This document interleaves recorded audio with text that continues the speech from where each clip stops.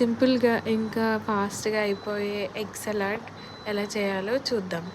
ఒక చిన్న ఆనియన్ మీకు ఇంటిలో వాళ్ళు ప్రిఫరెన్స్‌ని బట్టి వెజిటబుల్స్ అన్నీ తీసుకోండి. అంటే మా ఇంటిలో అయితే టమాటో తినరు, క్యాబేజీ తినరు.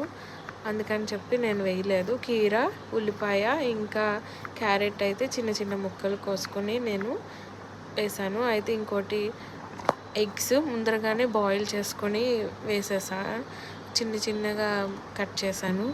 ఒకవేళ మీకు బాయిల్ చేసే టైం లేదు అనుకుంటే ముందర రోజే బాయిల్ చేసుకుని అది పెంకు తీయకుండా వాటర్లో పెట్టి ఏదైనా డబ్బాలో పెట్టి వాటర్ వేసేసి ఫ్రిడ్జ్లో పెట్టేయండి.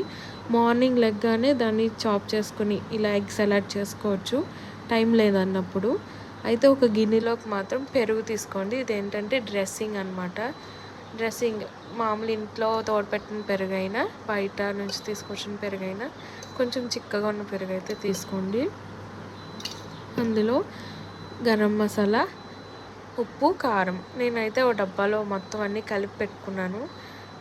నాకు స్పైస్ లెవెల్స్ నాకు తగినంత నేను వేసుకున్నాను. మీకు కావలిస్తే ఎక్కువ వేసుకోవచ్చు.